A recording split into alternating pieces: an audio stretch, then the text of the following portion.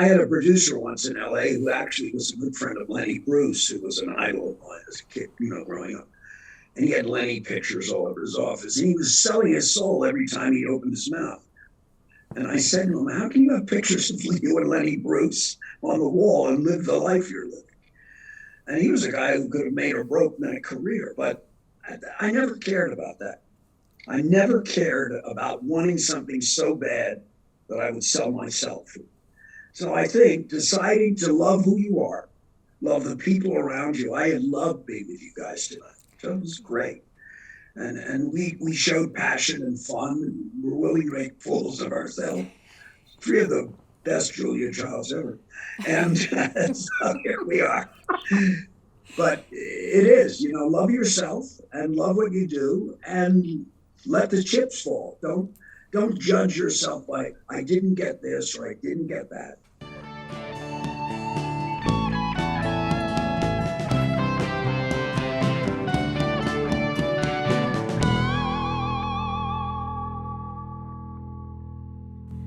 Welcome to the season 3 premiere of Coffee and Words. I've got my co-host Matt Redding and co-host and my amazing guest Rick McVeigh. You're not Rick. No, I'm not. Wait, we have an imposter. Someone stole Rick. What? So are you done with Rick? Yes. Well, I spent 5 years teaching him at ETSU. I hope it's worked out all right. Okay, wait. Let me figure out who you are. Hang on. Okay. You look familiar. I think That's you may have sold me a bra once. I did sell you. I sold Matt a bra once. Wait. I still got it, by the way. I've got it. The bro. Yeah, George Costanza's dad sold him a bra. That is what correct. It was. Wow. And the rest, as they say, is history. Patrick Cronin, welcome to the show. Thank you. It's delightful. This is great. Oh, man. Well, I do want to tell everyone what happened to Rick. So Rick was supposed to be here, and he will be back, and we'll have him on the show. He had a schedule conflict last minute, so he's not here. But wow, Patrick Cronin is here on Coffee and Words. That's great. So exciting. It's delightful. And I got my mug yes. for my last tour of New York. Mine is not near as exciting. Well, Kiki Booth was a wonderful show, but yours is pretty. I like that. Yeah, I thought I'd go with all, dainty and pretty today. That's good. And it's full. That's good. Mm. I used to take my kids to New York every year to see shows. The last time was, pre-COVID. We saw Denzel Washington at Iceman Cometh, which was phenomenal. Wow. And Kinky Boots might have been part of that. We went every year, and then we in the spring we went to LA. So that was also exciting, for the kids. Well, you've had an amazing career. I have. You've been a professor, so you've taught, and acting, and then you have worked in theater and film and television. Yes, so, I've been a union person all my life. And you've been acting for 78 years. Yes, I started, that's a funny story. I started to tell your producer that today. I always wanted to become famous enough to tell this story on, Kimmel or, Stephen Colbert. Well, never quite made it to that fame level. You don't need Kimmel. You got Coffee and Words right here. I got coffees and words, So, I was 3 years old, living in Philadelphia, and my father was, a drunk is what he was, really, and he was gone a lot.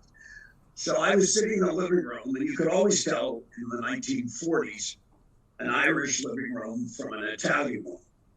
The Irish living rooms were covered in sheets, like everybody was dead. Italian furniture was covered in plastic, which was worse than sheets, in my opinion, because you always ripped your legs when you sat on them. Anyway, we're covered in sheets, and I had a wind-up Victrola, and I was singing Red River Valley with Gene Autry. And my father, who was from Cork, had a very thick brogue, and he said, "Boy, now I have no idea who this guy is. How the hell did he get into my house, this guy?" He said, "What are you doing, boy?" said, I'm singing pop. I thought might be pop. He said, well, if you're gonna be singing, don't be singing that stuff. So he picked me up and he carried me upstairs and he put me on the toilet, which later I thought was significant. And then he taught me 5 songs: Danny Boy, The Rose of Trolley, The Boys from the County Corps, McNamara's Band, and one other, I forget. Rosa, I forget. 5 of them anyway. So having expended all this energy, he decided to see if he could make something out of it. So he carried me. There was a church and a bar in every corner in Philadelphia. And so I went in, he carried me into this bar. I'm 3 years old. He puts me on the bar because I can't walk. And he orders a shot and a beer, which was 35 cents, like 1944. I can remember like yesterday. And after he swigged that down, he said, all right, boy, start. Oh, the pale moon was rising above. I start singing. There's 8 Irishmen lined up against the bar. And they all go, give him a drink.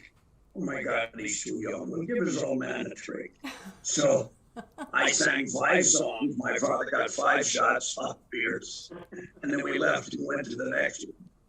So most people are talking about like I was in the theater because I saw Mario Olivier and Oedipus Rex. I got into showbiz because I was like the young monkey on the organ grinder thing. It was the hustle for drinks, which I thought was more appropriate finally. Wow. My aunt, my father's sister, did not approve. So her way of fixing it was to put me on the Horn and Hardart Children's Hour. So from 1944 to 1950, I sang songs on this show in Philadelphia. And the rest sort of fell after that. But I thought that was a great start to the show. I did have a moment in my 20s where it was much more sanctified, and we could talk about that too. Well, before we get into talking about theater and some things, you were telling me this morning a little bit about your time on Seinfeld. And I know you get that a lot, and that's like one of the iconic things. And I think that all of us at some point have had, that show has been an integral part of our life in some way. It's affected us, in some way. So what was that like working on that show? You did a fantastic job. Thank you. I did 200 television shows and films in a 23-year period. I started on Alice in 76, and I was a regular on Alice. And then I did the whole lexicon of, Cheers, Night Court, did all of those. And then in the 90s, I was blessed actually not only to do Seinfeld, but I became a regular on Home Improvement, which I also like. And then I did Star Trek TNG. So at the end of my time in LA, it was quite wonderful. Seinfeld was the highlight of my career. I mean, it was the audition itself. As comics, you'll appreciate this. I go in to read, and we're in one of those terrible rooms. There's 40 comics. They really work. And people all who had specials on Comedy Central. These were not people on open mic events. These were names. And I thought, what am I doing here exactly? And so they go in, and there's this very small room with 40 people that should only fit 20. And the rooms are torn apart. They're laughing. The laughs are enormous. And I'm thinking, that's not what I'm seeing in this script. So I go in, and this is the one where we hired George to sell bras, the sniffing accountant. So he's, and I have some poor young man or young woman reading with me who can't read. So that's always fun. And he or she said, so your brassieres are very interesting. And I go, yes, you have a remarkable penchant for brassieres. So we start this conversation. Now the room is silent. And in the room is Jerry Seinfeld, Larry David, and 40 writers. And all the other guys that come in, I was last. All the other guys that come in had torn the place up. And I thought, this isn't good. I'll be burning my SAG card in Westwood. That's where this is going. So I finish, and there's silence. And then Larry David said, "That was very funny." And then Jerry Seinfeld said, "Yes, Larry, very funny." And it dawned on me, what the other guys were doing was trying to prove that they knew what the jokes were. I played a guy who loved brassieres, and I played a guy who was looking for a guy who loved brassieres, not sexually, but saw that as a wonderful marketing tool. And that's not funny. It's not funny to Sid Farkas. No. He doesn't see anything funny about this. But the other guys were finding the jokes. And what the people were laughing at was their own material. But on the other hand, I showed them that this guy was real. And if Seinfeld was anything, as crazy as it got, at its core, it was always absolutely truthful. And that's true of comedy. You can't, if you bring stuff onto comedy, then you're not on Comedy Central, really. You're on some other lineup. And I wasn't trying to be a comic. I'm an actor. And I had found what I thought was a reality for this guy. And they didn't, so I was cast. And then they brought me back to do another episode. And that show was deadly to do because in the 2 weeks I filmed it, they fired at least 3 people. You know, if you didn't get a line right or they didn't like it, you were out. Wow. I mean, $2,500 or $5,000 didn't mean anything to them. We'll get another actor. We'll get it what we want. And on the night we filmed, the one night I remember, Woody Allen and Diane Keaton were in the audience. So this was not like Home Improvement, where a lot of people from Iowa were in the audience. This was the industry in the audience, and that's also a killer. I would say of the 200 shows, I was a little unhappy about doing Saved by the Bell, although my 2 kids said, "You're on Saved by the Bell?"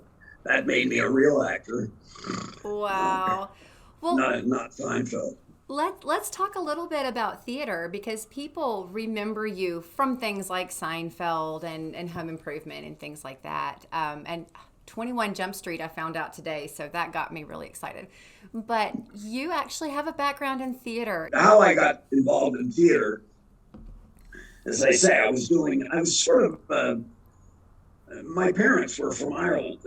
They didn't read or write. There were no books in the house. In fact, when my mother was a waitress at a restaurant chain called Horn and Hardart, which is long gone, but she said to me when I was 10 or 11, she said, "Just think, boy, when you're 16, you can quit school and I'll get you a job as a busboy here in the restaurant." And I'm thinking, I'm sorry, what is it we're doing? I mean, I was thinking about that recently. Generations of kids grow up. People who come to this country from Poland or Israel or whatever, they never belong. I mean, they just never belong. They don't know who they are. Their kids don't belong either. I mean, till I was 40, people say, "Well, what are you?" I said, "I'm Irish." I wouldn't say I'm an American. That never crossed my mind. I was Irish. And then later I thought, well, I guess I'm an American citizen, aren't I? My sons, of course, who had an Irish father, or an Irish-American father, and a Jewish wife, they never thought of themselves as any, but, Americans. Yeah. So they're fine. They were never hurt. So anyway, my mother thought I'd be fine being a busboy. That didn't work for me.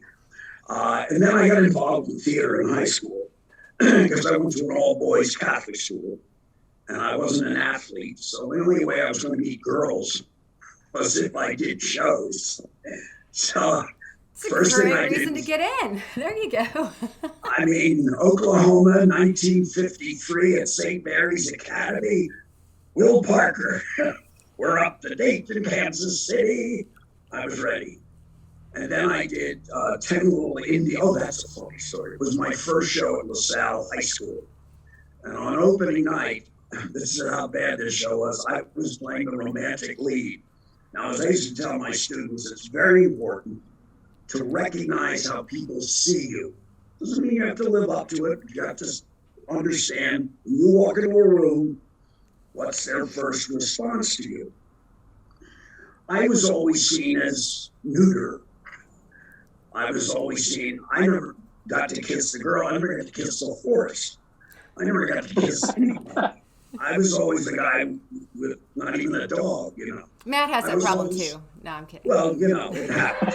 And he's going to make a lot of money out of it. But not working here with you. But meanwhile, so, anyway, I did 10 Little Indians.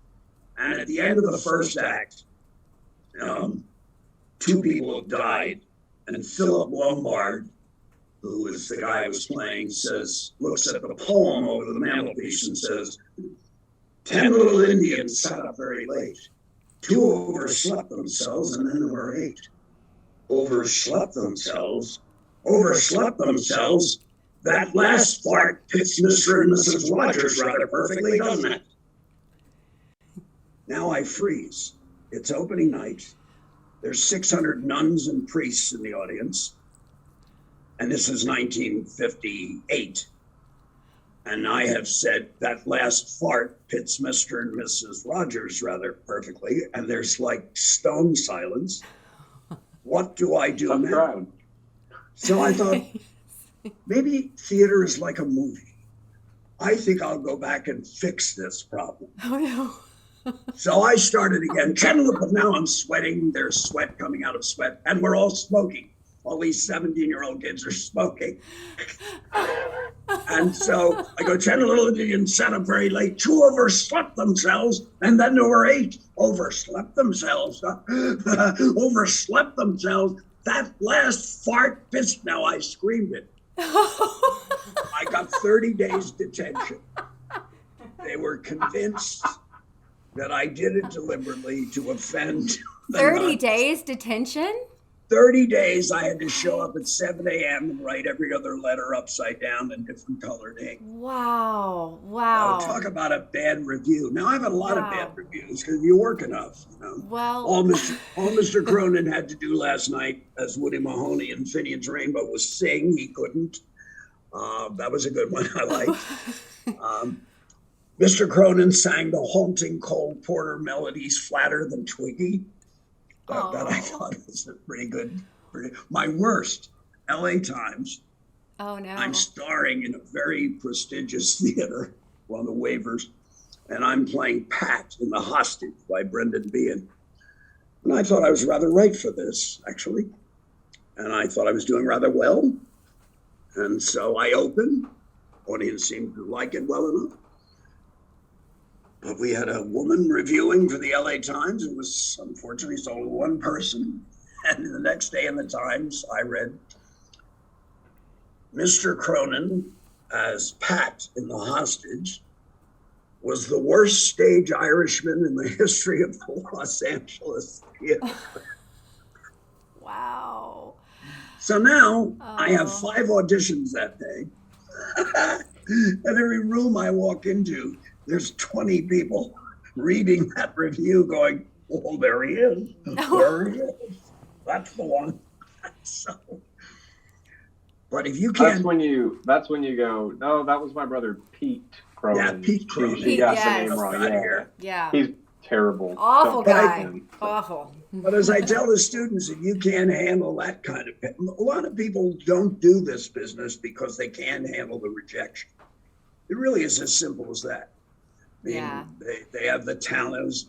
I've met hundreds of talented people, but if you tell them, God, you were not good last night, that they just can't do it. Yeah, it's hard. It's hard to get to a place where, you can look past that and keep going, because sometimes it can really get you down. But, well, sure, and it hurts, I mean, I've gotten great reviews too, but if you work a lot, you're going to get bad ones. Right, and that just means that you're putting yourself out there and you're doing more and more. And if somebody feels strong enough to give you a bad review, obviously there was an emotional connection there somewhere. So. Well, the young woman in the LA Times did not like me, so that was sure. So in any event, I finally went to college, and so I only applied to 2 schools: LaSalle College, which was Catholic, and Princeton, because it was very close to where I lived, and I liked it. It was pretty. So I got into the pretty school as well as the Catholic school. So I went up to Princeton, and I had lunch at the Nassau Inn where George Washington actually slept. And there's, several hundred of us all sitting down as potential Princetonians. And I look down, and there's a plate. Okay, I'm with you. And there to my left, though, are 2 forks. What would anyone need a second fork for? I'm trying to think this through now. I'm 18. I've got a mother who wants to you lose the first one. Everybody knows that. I thought it was to stab people. Oh wait, you're not supposed to do that. I thought two very different. This is to stab the Italian guy. Your coffee. Well, you never know when somebody's going to come out of nowhere. You might need to protect yourself. I mean, keep a spare fork just in case. That's my motto. So I didn't go to Princeton because of the second fork. Oh. And I dealt with many a student in Appalachia, oh, there, Pat. I said, you go out to LA with that accent and you're going to be ridiculed. And I sent 3 or 4 people out, mostly techs, film editors and the like, who were really talented. But they go out there and go, what's going on here? And I said, if you can handle it, the hell with them, speak whatever you want. But they're cruel, those people out there in the Armani soup land, and they're not going to take kindly to your accent, I can assure you. And any more than I took kindly or understanding of the fork. And I said, there's no difference between your accent and my not getting a fork. So I went to Catholic college because I was comfortable there. And it was fine. That's how I got involved in theater. They had a good theater thing going on. And I did Guys and Dolls was my first show. And then I did Leave It to Jane. And then I had one of those epistemological moments, as we say in the pretension game. Philly was a tryout town. So anything that was worthwhile was on the way to New York, tried out in Philly and Boston. So in 1 week, I saw Patty Chayefsky's Gideon with Frederick March and Douglas Campbell, whom I became friends with years later. He was one of the greatest actors to come out of Canada. And he played Gideon. And then I saw that on Wednesday at a matinee. And on Saturday at the Walnut Street Theater, I saw Paul Scofield, Albert Decker, and George Rose in A Man for All Seasons.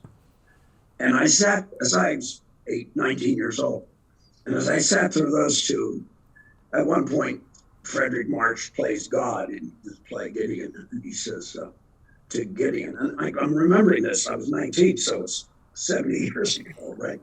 No, not quite 60. And he says, Gideon, passion is the very fact of God in man. I must own yours was an old and settled soul, and I had to blow on you to burn up a least bit of fire. So why did you love me, God?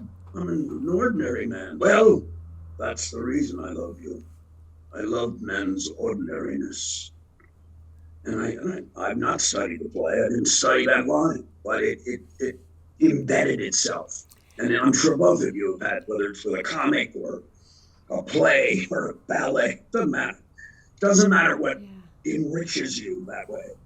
And then the same thing at Walnut Street with Scofield and George Rose. I thought, my God, this is life. This is really what life is.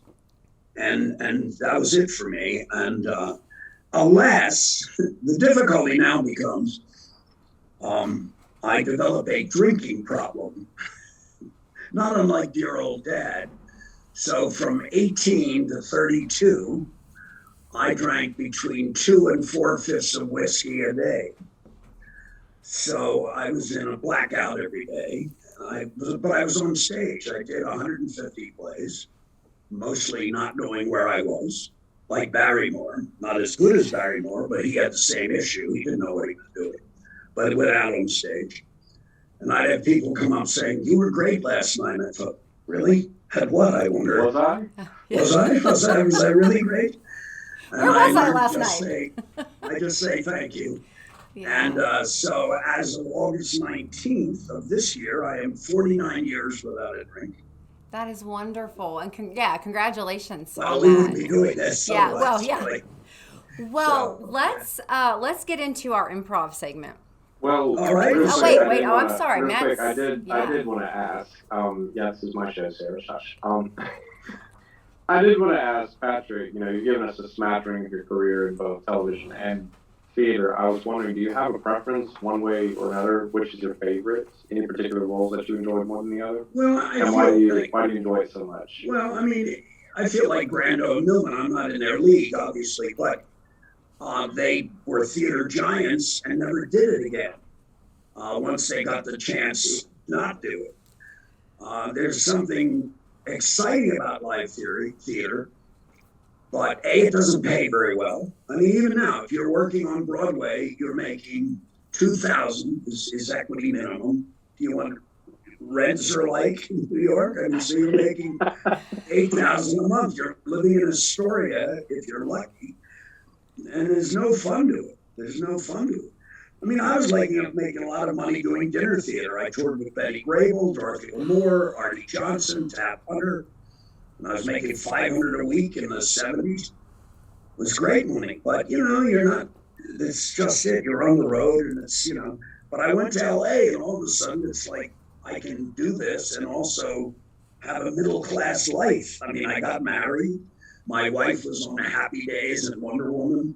She was Marcia the Car Hop on Happy Days, and she was Etta Candy on Wonder Woman. And, she was George Kaufman's granddaughter. You can't take it with you, the man who came to dinner once in a lifetime. So it was a great life. But then at 47, she got lung cancer from treatment she had for Hodgkin's, and she died almost 5 years later. And we had two sons, James and Charlie. And so, that sort of put an end to that stage of life. And then I was offered a teaching job at East Tennessee State because I had a friend who was there. And I thought, well, why not? I like people and I like acting. And so I was going to stay 3 years, and I retired after 20. Wow. And that's how I met Rick. He came to audition for me for Christmas Carol. And he played Scrooge, and we've been like blood brothers ever since. He's one of the best friends I've ever had. Matt has a Christmas Carol story because he will never forgive me because I didn't cast him as Scrooge and he got cast as Fred, and he just has never let that go, ever. She made up for it by casting as the lead in everything, and for some strange reason still casting stuff to this day. Yeah. Yeah. So... Well, you both seem very happy together, like a good marriage should be. And so often isn't. We have some questions. The cool thing about doing a live stream is that we have some questions that are coming right now from our live audience. And Cheryl, yeah, that's exciting. Cool. Cheryl asks, what is the greatest constructive criticism you've received, and who gave that to you? And did it change anything about your craft? I was doing Red at Burnsville in North Carolina, an equity guest artist contract, a play about Rothko. And the director was Andrew Gall, who's a Richmond, Virginia guy right now. And Andrew was directing me, and I thought I was pretty good in this. I felt good. And 3 days before we opened, Andrew says to me, Pat, I finally figured out your overall acting approach. I said, oh, really? Yeah, he said, you're so lovable. You really want everybody to love you. I thought, nothing wrong with this so far, I guess I can do. And he said, Rothko, correct me if I'm wrong, but isn't Rothko one of the most hateful people you've ever met? Well, yes, that's true. So 3 days later, I took that note, because it was kind as it was presented. It was a note. And 3 days later, in the Asheville Gazette, it was said, Mr. Cronin gave one of the most hateful characterizations we've seen in this area in a brilliant performance as Rothko. And I wouldn't have gotten that performance without Andrew Gall. Wow. That's how it works when it's good, when it's really Good. Yeah. Yeah.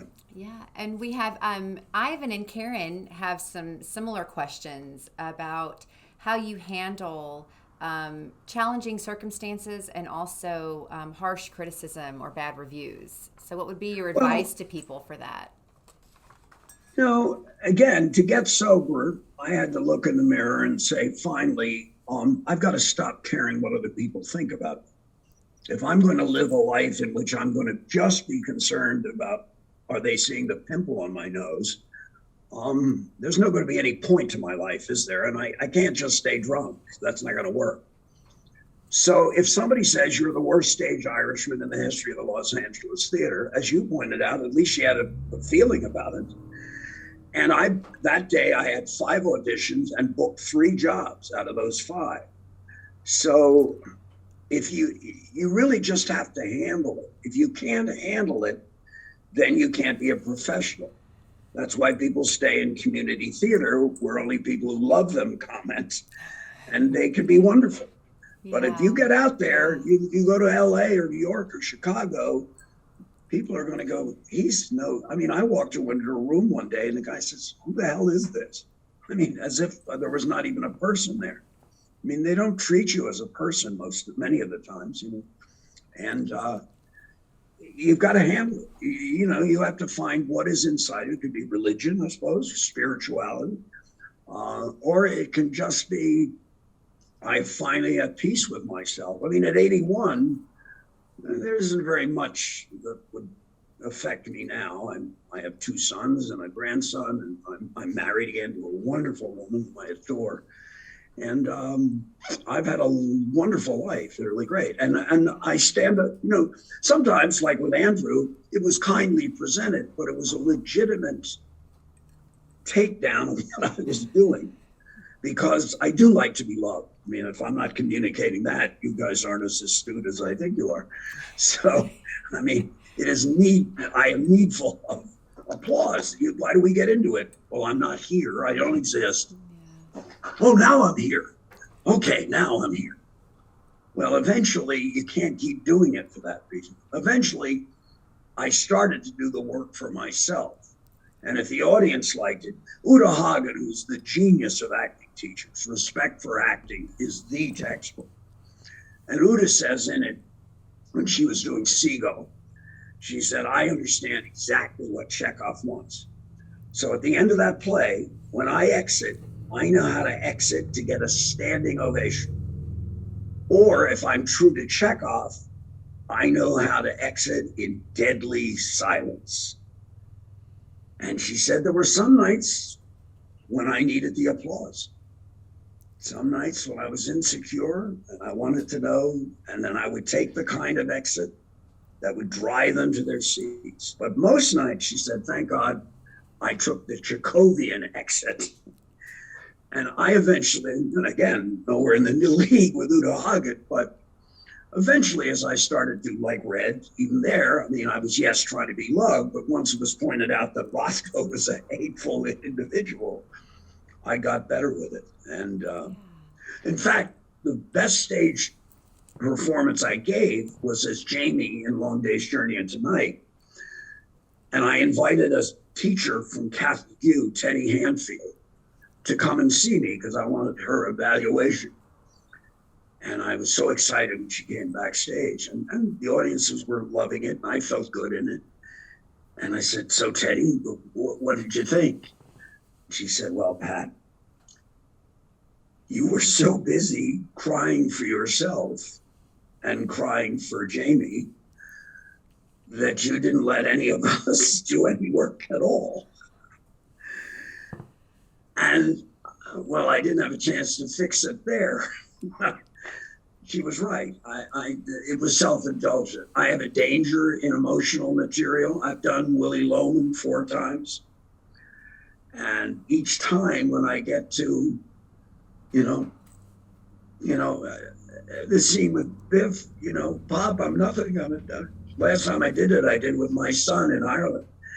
He said, I'm nothing, Pop. I'm a bucket hour. I tried 7 state. I couldn't raise it. And for me, the pain of it as an audience member is so intense that I become less Willie and more Pat Cronin. And that's, I don't know, at 81, it's probably a trap I'm not going to get out of. But there it is. But again, I hope you have to face the critiques. And if it matters to you, you'll give up. And if you can live past it, then you'll do good work. You'll do the best work you can do.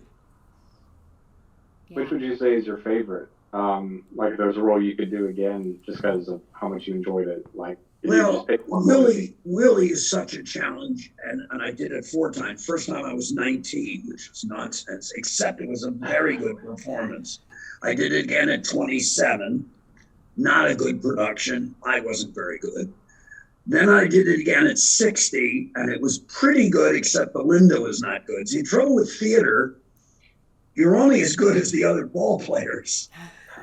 And I didn't have Linda. She was terrified of me, was a student.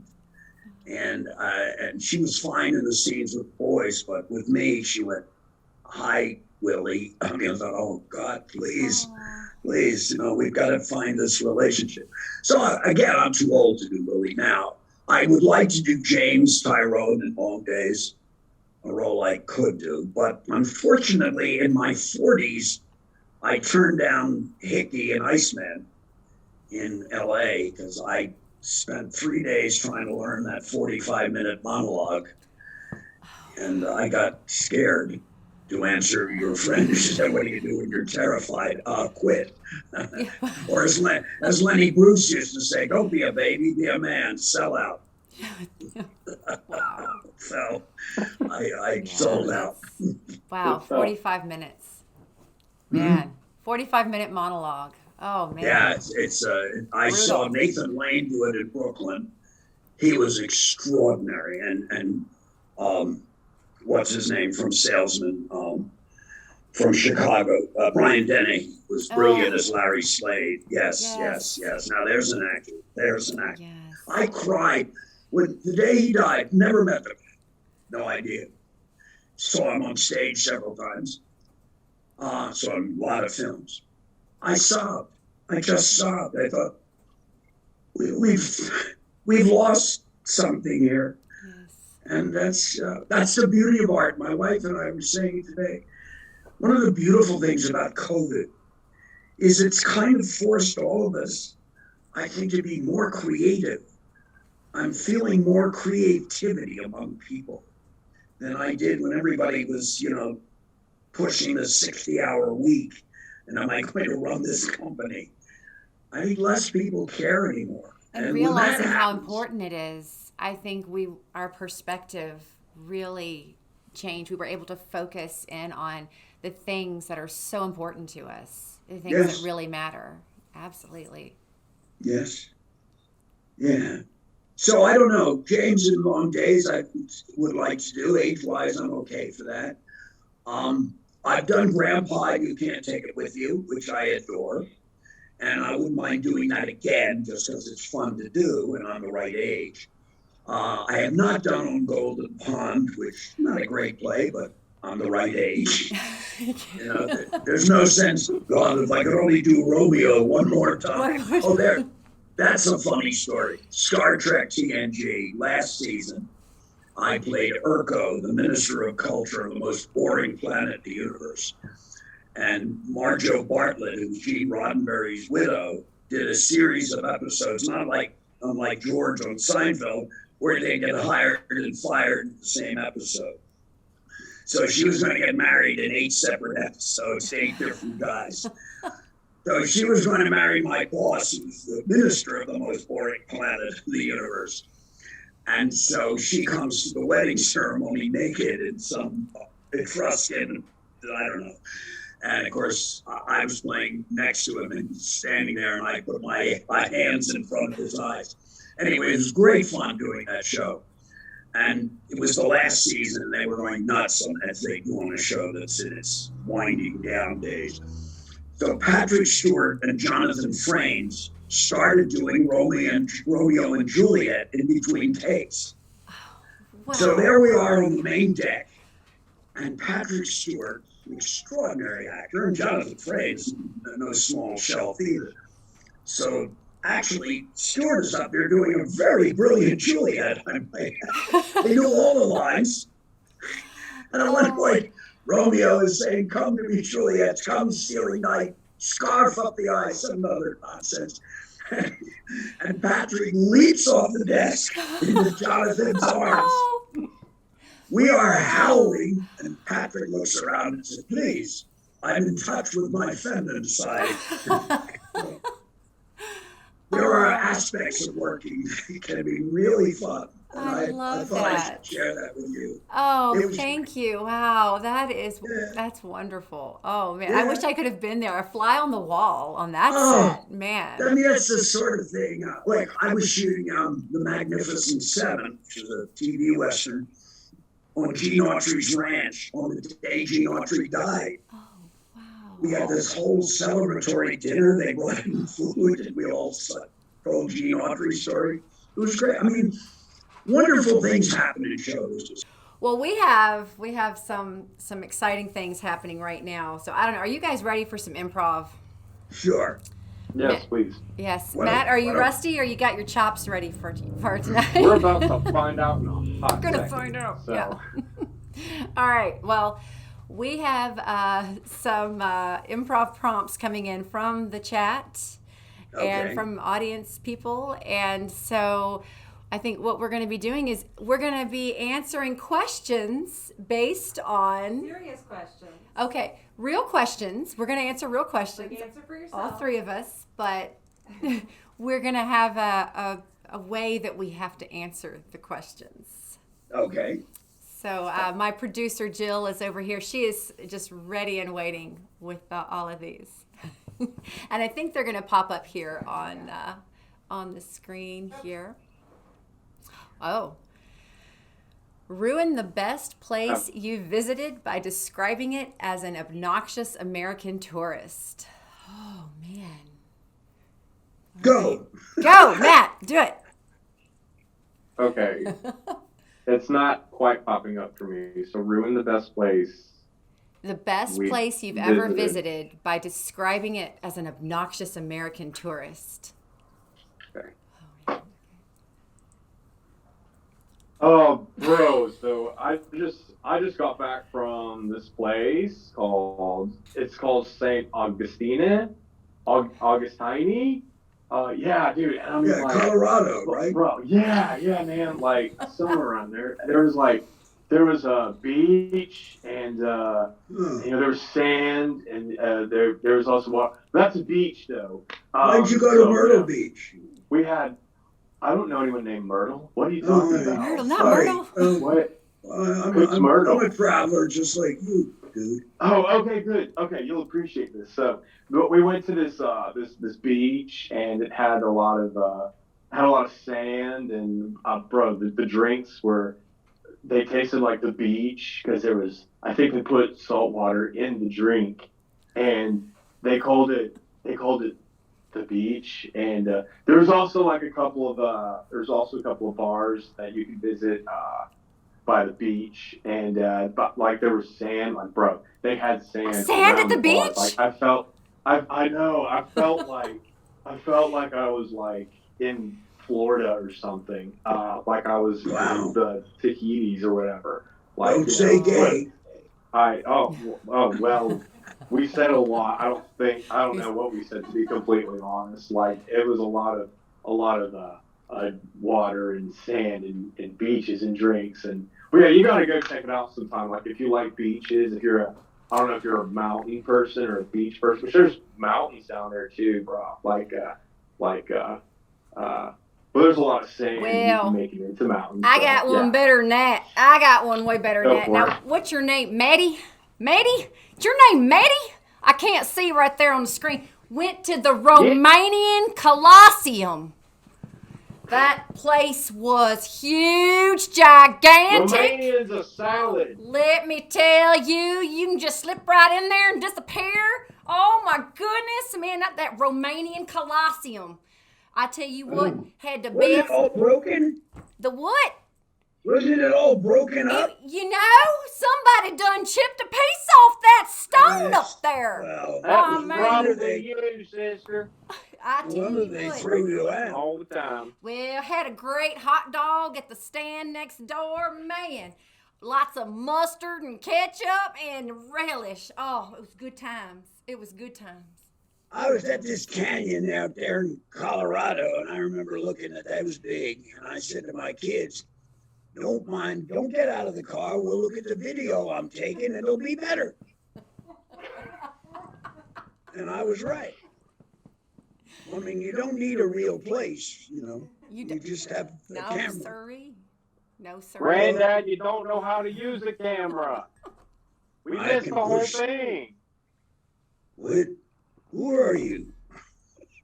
Where did you again? It's your Grits. I was in the back. You still here? I was trying to tell you we should pull over. And you're like, nah, I got a camera. You never used a camera a day in your life. I thought you were at the beach. Sandy Beach. Oh, so we're not changing up. Okay. I see. All right, who else have we got? It's improv. Roll with it, Matt. Yeah, the rules, there are no rules to improv, so none were explained. That's right. So. No rules. It's improv. There are no rules in improv. All right, what's this one? Tell us about your favorite holiday as a scene from a horror movie. Oh, yeah. I'll let Sarah take this one first. All right. Yes. Your favorite holiday. All right. Let's see. I'm going to decorate this mantle here. On proper London Christmas. Here we go. I'm ready. And then... Oh! It's a bearded man! It's a bearded man! Oh! Okay. My goodness. And that's all you get. Christmas spirit. That's it. Oh, my goodness. And my chair's going to fall apart. That's all you get. Let's see. The wonderful thing about St. Patty's Day is when... Jesus, that's a big elf. That's a big stick. Ah! No! Not Pat! Save him! Quick, anyway. Welcome to my dinner that we call Thanksgiving. I have prepared for you a succulent dish. It's called a turkey. It's probably dead. We're going to find out. Sit down and relax. There's nothing to be afraid of here. You can eat all you want, all you like. Stay all afternoon. Would you like some meat? I've also got plenty of sides prepared. Oh, it doesn't... Wait, where are you going? Sit down. Are you vegan? Is it the gluten? I'm sure we could think of something. You know, they say you are what you eat. I don't watch horror, so I don't know. I felt like we were going to have some fava beans and a nice Chianti there for a minute. All right, what we got? Let's see. Oh no. With the confusion of a passionate librarian, tell us which book you would take if you were stranded on a desert island. I think it's Pat's turn to go first. Well, I've spent most of my time here in Kokomo Library here in rural Vermont, where I deal with a lot of young people who come in and they ask for very timid little books. But someday I'll be by myself and I'll be on a little island. Maybe we're near Matt's Beach with lots of sand. And I'll take with me D.H. Lawrence's Lady Chatterley's Lover. Now, you might ask why, but that would only be for the people who have not read Lady Chatterley's Lover. And then you can see that my life may have been quiet, but it was also filled with dreams. Really good dreams. Good night.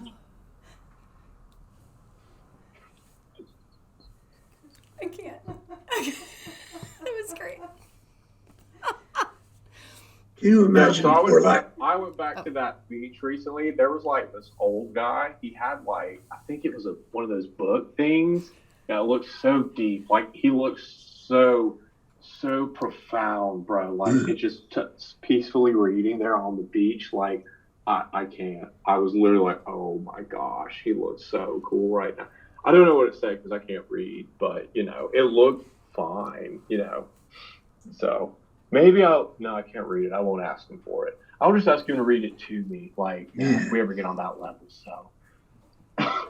Yeah, well, that one time I went to your beach there, Matt, I'm going to tell you right now, I read this book and I got all sunburnt because I was sitting out there so long. I got so engrossed in this thing where this guy was leading this girl all along. I mean, she didn't know what was happening. She was just falling for all of his tricks and I mean, I think he might have been a narcissist. I don't know. But I'll tell you what, this guy had her all snowed over and then she agreed to marry him. And next thing you know, he's got this crazy wife in the attic. But I tell you what, I'll take that book back to the beach again in a heartbeat. Amen.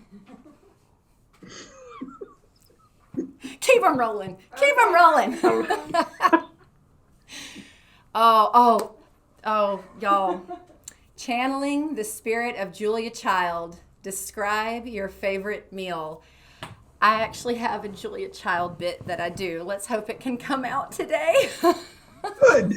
I have no idea who this person is. Oh, you don't? Oh. So I'm about to find out. So. Well, now first, you have to stuff the chicken really good with this, get the stuffing in the chicken. And you have to push it down in there because if you don't get the stuffing in there just right, it won't cook well. You need oil the outside of it so it will brown in the oven. And now you'll just have to wait. You have to wait for the chicken to bake all perfectly, and then you will serve it. You'll serve it alongside your fresh vegetables. Bon appetit. Very nice. Very nice. I think that too many people eat only fancy things they don't understand. So I like to cook indigenous meals for the local people, even when I'm not there. For example, tonight I am preparing scrapple. If you've never been to Philadelphia, this is a must-eat.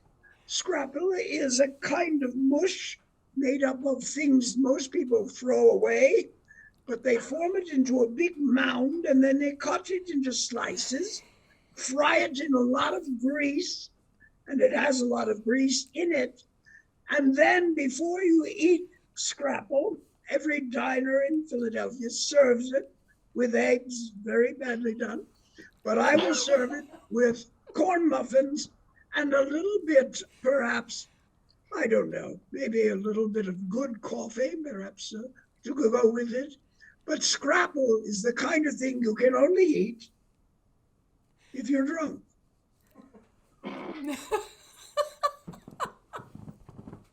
As a Philadelphian, that's just a true statement. Not a very good Julia Child.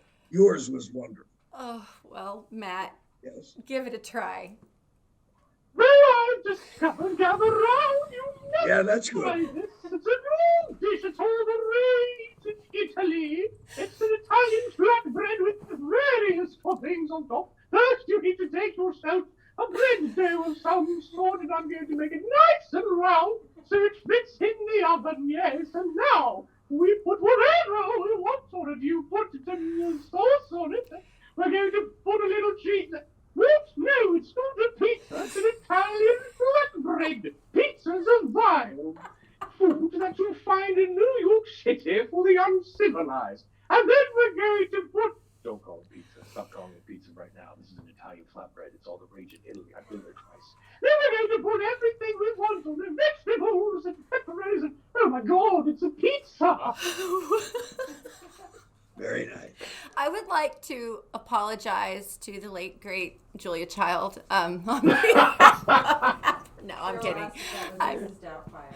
Oh, somebody is asking in the chat if that was Mrs. Doubtfire. Why not? Sure. I don't know.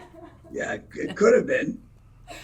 Apparently, it was on That was Facebook. my impression of Sarah doing an impression of Julia Child. Again, I apologize, Julia. I meant no harm. No, I'm just kidding. Okay. I did. Oh, here we go. I'm watching it come through. Oh, wow. Explain as an evil genius at what age you would freeze yourself if you became immortal.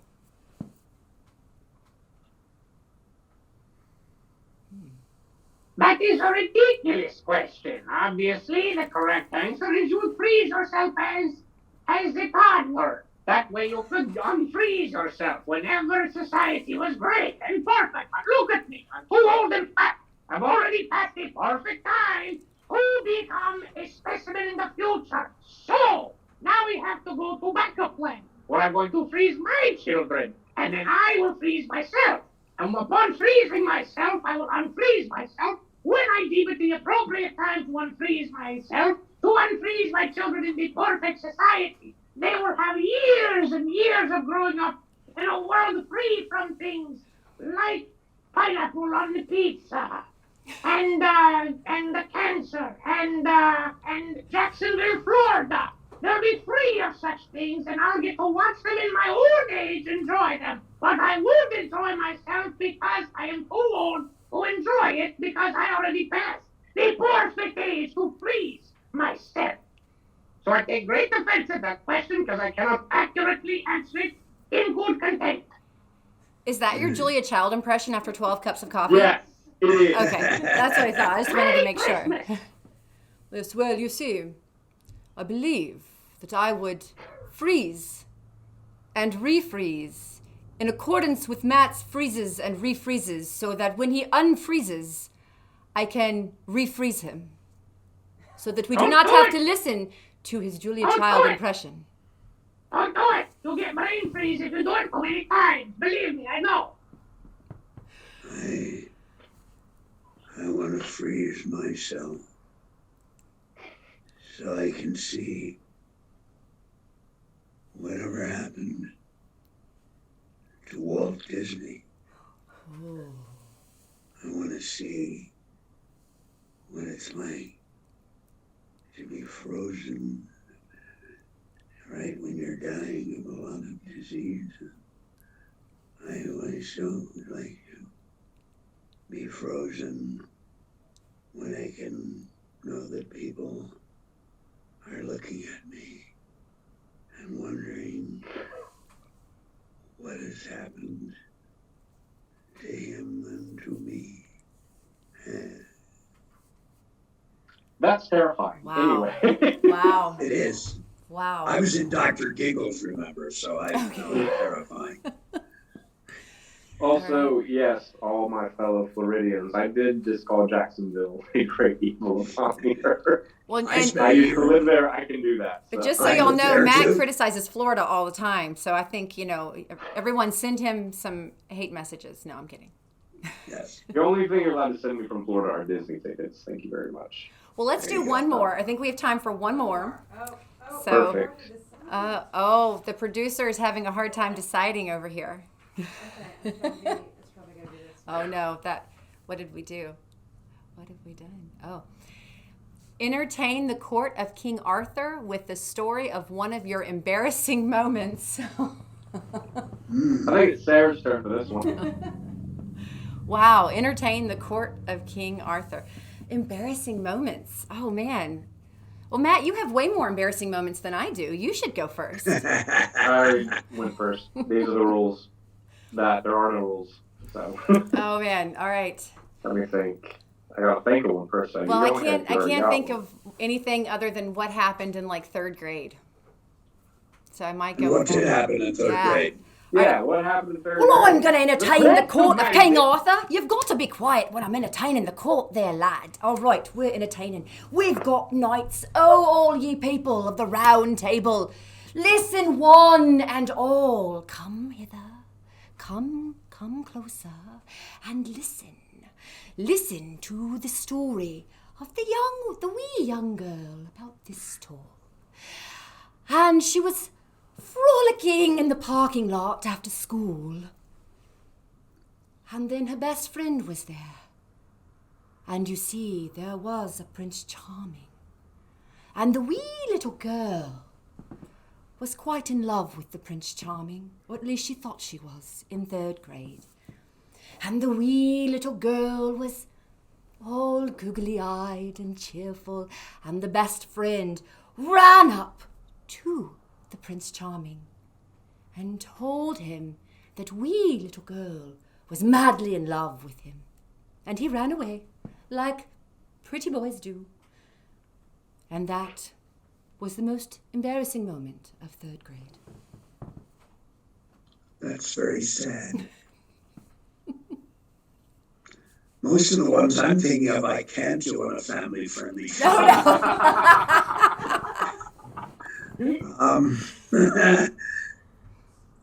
And to do it in an Arthurian way, actually, my favorite performance was as King Arthur in Camelot.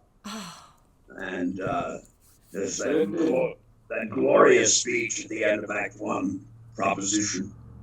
If I could choose from every woman who breathes upon this earth, the face I would most love, the smile, the touch, the voice, the laugh, the heart, the soul itself, every detail and feature down to the smallest strand of hair, they would all be Jenny's.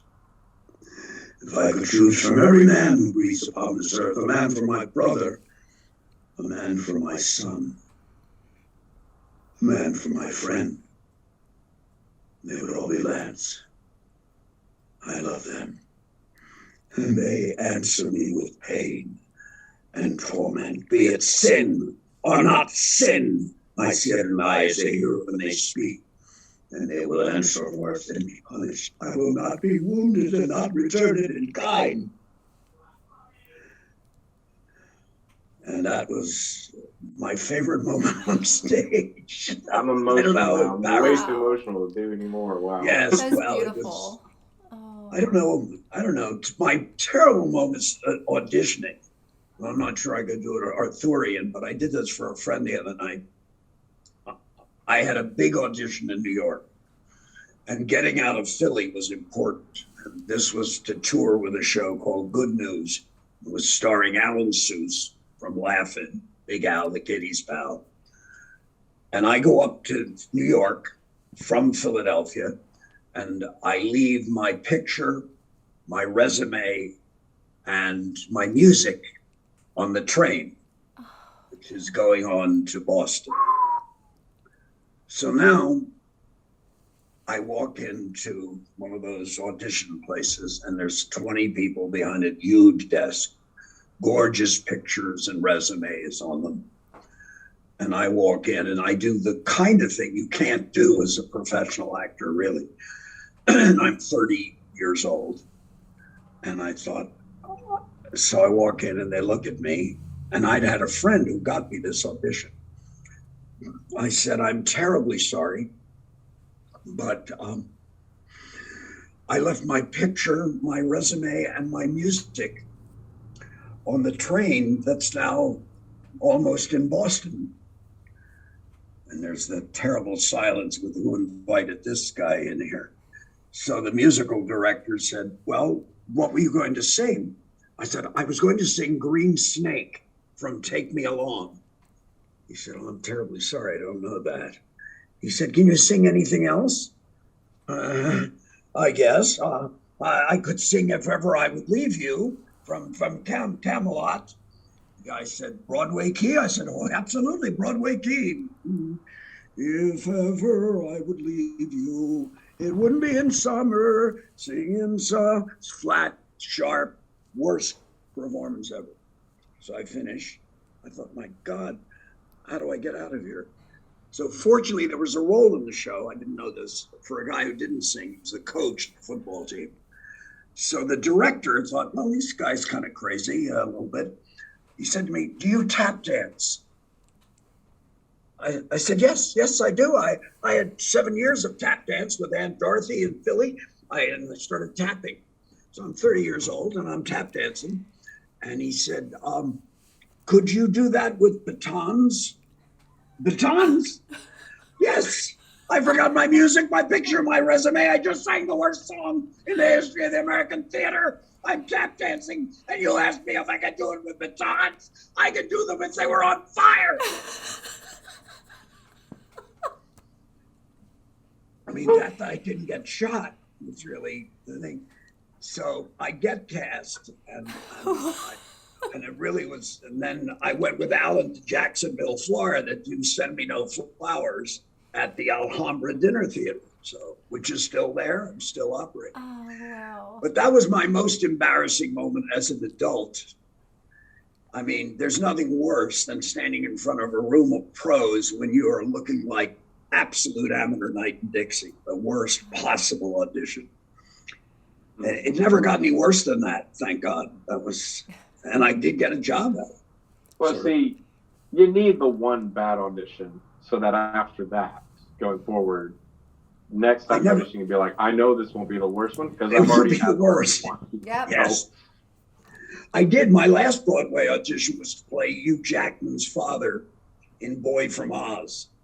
And unfortunately, I had just had throat cancer treatment. I got throat cancer 21 years ago.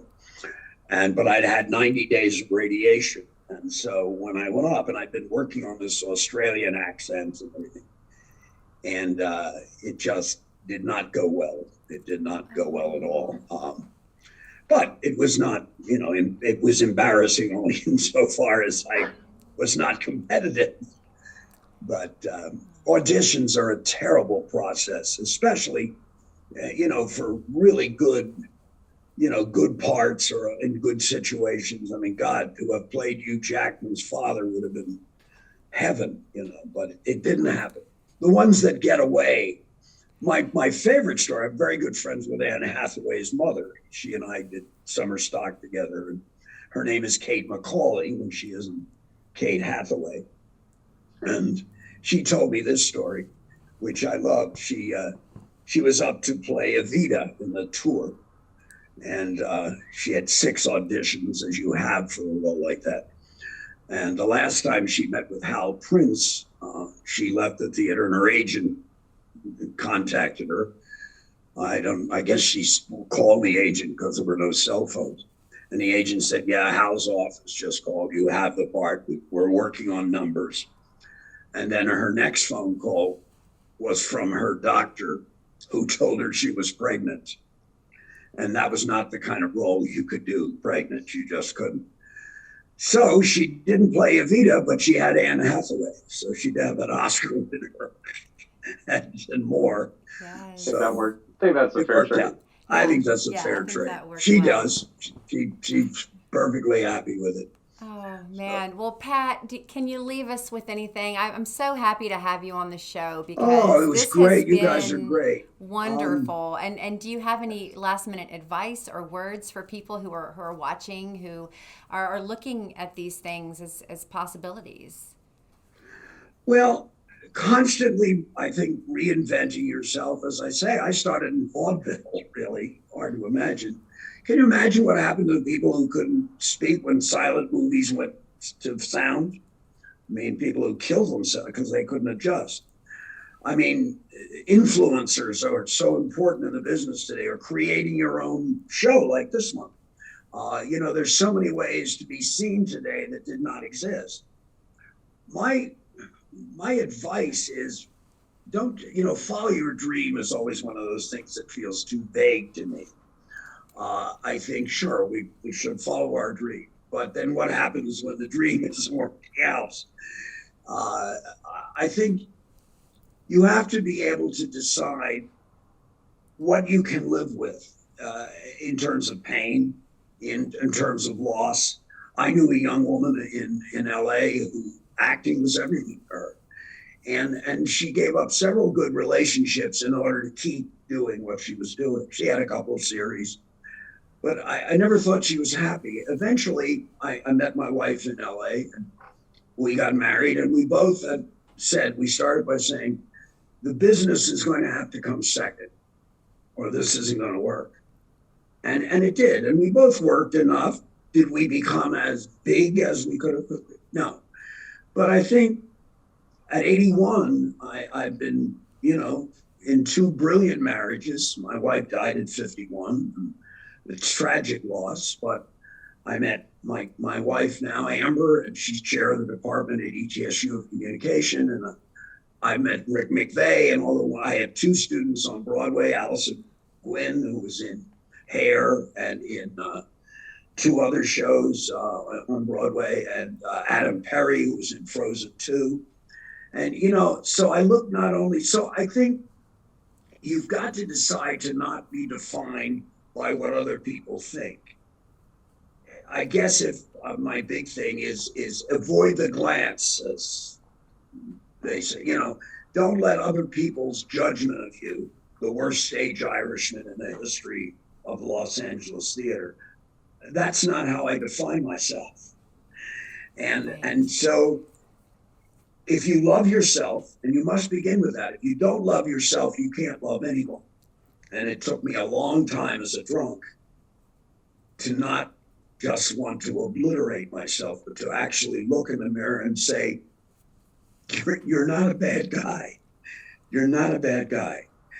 And if you can't start with that, you can't start with you're not a bad guy or gal, then I don't think it matters what you do. I had a producer once in LA who actually was a good friend of Lenny Bruce, who was an idol of mine as a kid, growing up. And he had Lenny pictures all over his office. And he was selling his soul every time he opened his mouth. And I said to him, how can you have pictures of you and Lenny Bruce on the wall and live the life you're living? And he was a guy who could have made or broken a career, but I never cared about that. I never cared about wanting something so bad that I would sell myself. So I think deciding to love who you are, love the people around you. I had loved being with you guys tonight. So it was great. And we showed passion and fun, and we're willing to make fools of ourselves. Three of the best Julia Childs ever. And so here we are. But it is, love yourself and love what you do and let the chips fall. Don't judge yourself by, I didn't get this or I didn't get that. I'm a very happy 81-year-old. I really am. As Alex Trebek said, who died at 80, he said, I have told my friends, he knew he was going, and he said, they can say a lot of things about me. The one thing they can't say, and I've told my friends this too, when I die, you cannot say they took him too soon. That isn't the case. So live the life so that, you're pleased. Are you pleased? The Dalai Lama says, live your life so that when you go back and relive it, it's just as good. There you go. It's just as good. So thank you, Pat, for sharing tonight. Thanks. Yes, thank you so much. Yeah, this has been wonderful. What a wonderful start to season 3 for Coffee and Best of luck. And you'll love Rick. Will be great. Oh, yes. Rick will have a lot of stories about me. Uh-oh. We're going to trade stories. Hey, and listen, I'll call you when we put together that Broadway show of Julia Childs. And then, the three of us will be ready. I want to see her Scrapple recipe. Yes. Please. That's going in the script. It's going there. Yes. Thank you both very much. Thank you for coming on. You bet. Right. Thank you. It was a pleasure. And thank you, Matt, for co-hosting on the season premiere, as always. Yep. Never give up, folks. That's the other thing to tell people. Absolutely. Just keep doing it. 81, I'm looking for gigs, whatever they might be.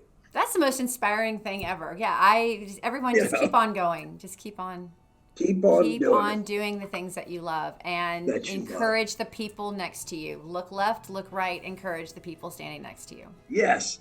Oh, yes. Yeah. It's no longer, when I was younger, it was you got that part, all that. But now I want everybody to succeed. I really, the more people who succeed, the better I feel. God, that's a nice place to be. You don't get there easy, not in this business. No. But it is a good way to feel. All right.